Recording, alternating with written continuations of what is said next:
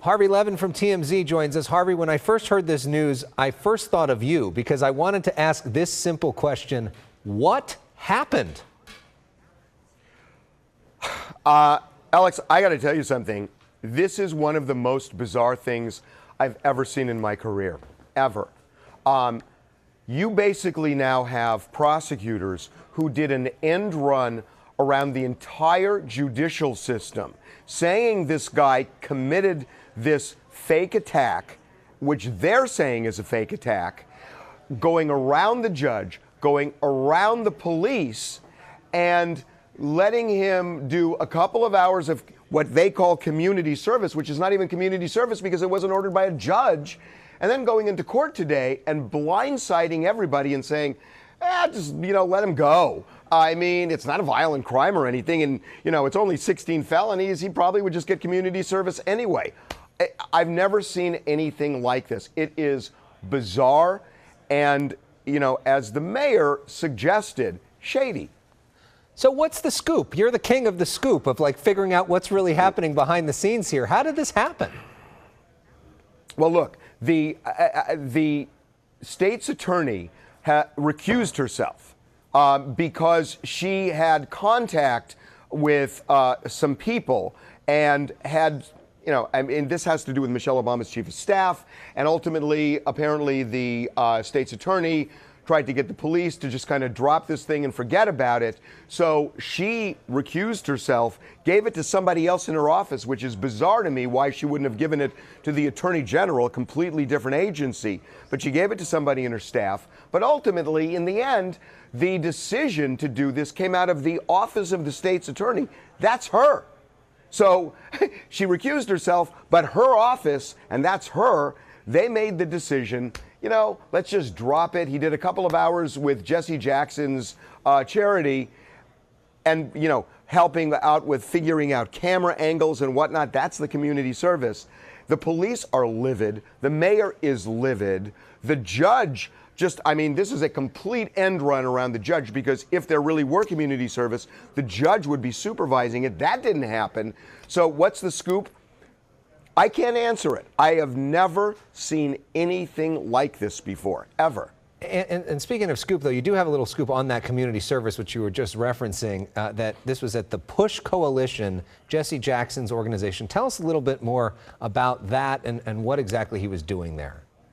He worked over the weekend and, he stuffed envelopes. I can make a joke about that because, there's this but I'm not going to do that. So, he helped figure out, telling people how to do camera angles when they did PSAs and whatnot. And he worked in the office. It was supposed to be completely under wraps over the weekend. So this was all planned out. And apparently, this has been going on now since the indictment by the grand jury. This has been going on for weeks where they've been working this out. So the state's attorney was willing from almost the moment the grand jury indicted to drop this thing, not tell the police department, not tell anybody else, and just blindside everybody today. Well, and all acknowledging, and Elex, all the while acknowledging that they believe he staged a fake attack. Yeah, that's the amazing thing, because when most people heard this headline this morning, they thought, okay, he's been exonerated, but they're saying, no, in fact, he's not exonerated. We think that he made a hoax. We just are not going forward with the prosecution. You mentioned the letter. This is something that the FBI is also investigating, this letter that may be a fake letter that he may or may not have written to himself to talk about a potential threat.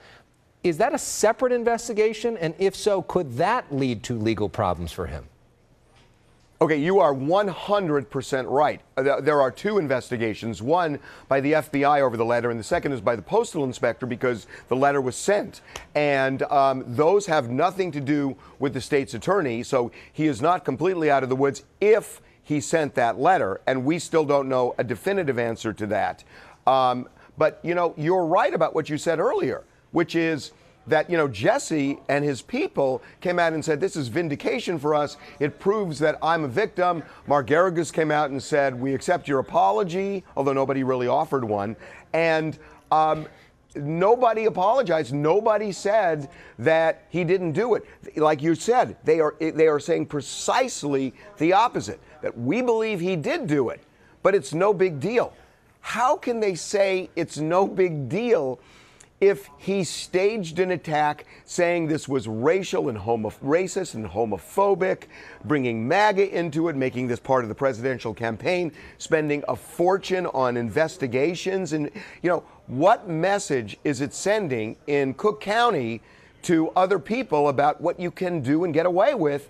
And what does it say to white-collar criminals in Cook County? If they're saying all we really care about is violent criminals, carte blanche for white-collar criminals, right? Well, and maybe it's sort of the art of the spin, because in the Robert Mueller situation, he said the president has not been exonerated, and yet the president comes out and says, I've been exonerated, and people believe him. So maybe Jussie Smollett doing the same thing. So what happens now to his career, and what does this mean for the future of Empire and the future of Jamal Lyon on Empire?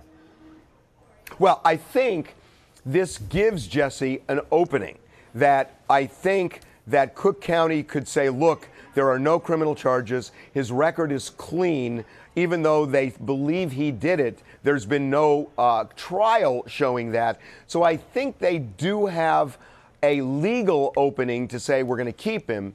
In terms of PR, I don't know how that falls. Now, the bottom line to this is they haven't picked the show up for a sixth season yet. So we don't know until they do that. When they do that, they're going to have to make a decision on that. And decide, do we bring this guy back or not? And I think they are going to do one of these things and figure out how the public feels about it. But it was interesting to see some of the Empire staff tweeting out their support today. Yeah, I mean, look, Jussie Smollett has been a well-liked guy, a nice guy, and nobody saw this. I mean, I think it's one of the reasons why everybody at the beginning said, well, this happened to him. I mean, he has been a, well-respected, nice guy who's been committed to various issues, and it's, people like him. And they had a hard time wrapping their head around this. But if you listen to the prosecutor, or you listen to the police, and you listen to the mayor, he did it because he wanted more money off the show. So that's very cold-blooded if it's true. But I think that a lot of people on the show are having trouble reconciling those two things. And a lot of people are also having a hard time reconciling what's the real backstage drama that's happening here, because it's clear that something is happening here. We're just going to have to sort of wait and find out what that is. But you will probably be the person to figure that out first. What's the old song? Something's happening here. What it is ain't exactly clear. Yeah. There you go. Exactly. Harvey Levin will be the guy to figure it out. Thank you so much for joining us. Okay, Alex.